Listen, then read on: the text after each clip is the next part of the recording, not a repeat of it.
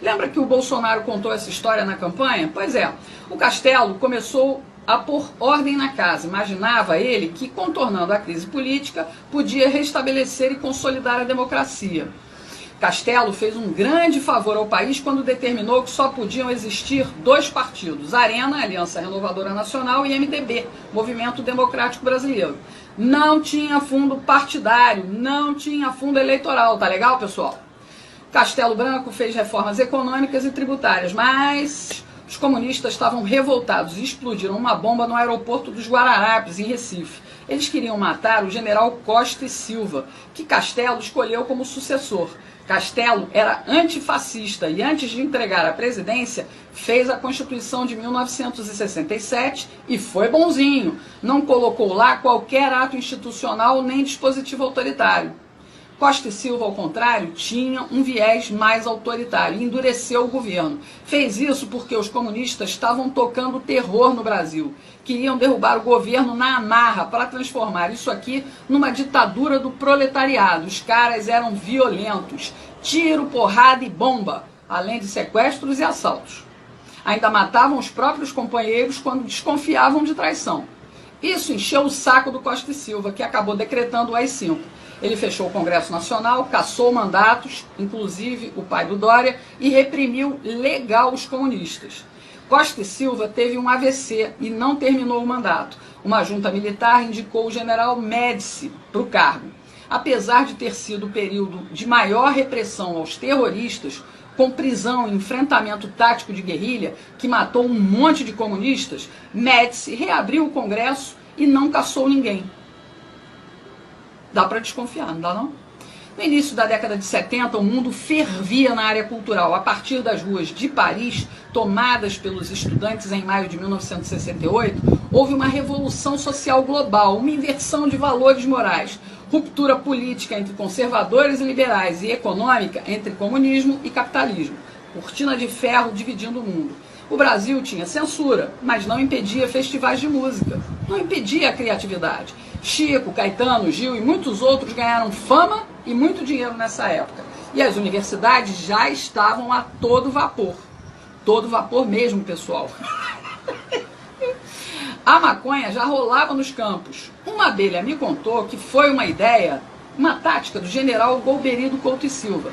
Ele achava que deixando os universitários fumando maconha ia afastar eles do terrorismo. E a gente viu no que deu. A droga saiu dos meios acadêmicos e foi disseminada entre as famílias mais pobres nas favelas. A origem da criminalidade forte está aí, ó. Médici queria que as coisas se acalmassem para a esquerda assumir sem violência. Enquanto isso, a juventude classe média ficava sendo catequizada por professores esquerdistas. Os militares criaram tantas estatais nessa época, pessoal, que fizeram um milagre econômico, que mexeu com o consumo dos brasileiros. Muita gente comprou, então, TV, geladeira, carro e até casa própria, através do BNH, Banco Nacional de Habitação. Minha Casa Minha Vida, pessoal, perto dos imóveis de antigamente, é tudo barraco, da pior espécie, é tapera. O Médici levou fama de carrasco porque a comunistada estava no exílio e não suportava ver o desenvolvimento do país, ainda que fosse sob controle estatal. Os comunas que ficaram aqui peitaram o governo com ataques violentos de guerrilha. Médici pretendia resolver tudo e devolver para os civis, mas comunista é uma raça desgraçada. Médici indicou Geisel, que foi tenentista como ele. Os dois, inclusive, apoiaram a posse do Jango. Esse pessoal Oliva é muito azeitado, não é mesmo? Geisel foi eleito pelo Colégio Eleitoral do Congresso e o alemão foi quem deu início ao processo de abertura política. Ele sabia que a mídia, a cultura e o ensino já estavam esquerdizados, então a transição ia ser fácil. Enfim, Geisel se aproximou da República Popular da China, reconheceu a independência de Angola pelos comunistas, fez acordo nuclear com a Alemanha e até deu fim ao AI-5. Por tudo isso, ele bateu de frente com oficiais linha dura, que não queriam de maneira nenhuma devolver o país nas mãos dos comunistas. Geisel venceu a queda de braço e impôs João Figueiredo como sucessor. Ele sabia que Figueiredo só queria cuidar de cavalo e cumpriria a ordem de fazer a abertura ampla, geral e restrita. Com tudo pronto, foi só os comunistas do exílio voltarem. A esquerda no poder seria facilmente o próximo passo, mas de forma lenta e gradual, para que a gente nem sentisse tanto. Enquanto isso, o maior pelego de todos os tempos estava sendo gestado lá no sindicalismo. Nossa esquerda aprendeu a agir sem tanta pressa. Aturamos o Sarney, pessoal, por 5 longos anos, em troca de uma Constituição social-democrata, nome bonito para esconder a ação nefasta da esquerda comunista. Na cultura, a música brasileira já apresentava os resultados dessa esquerdização, definhando em conteúdo e em qualidade. O ensino foi banalizado e nos transformou em idiotas úteis. A imprensa e a televisão foram nos reeducando.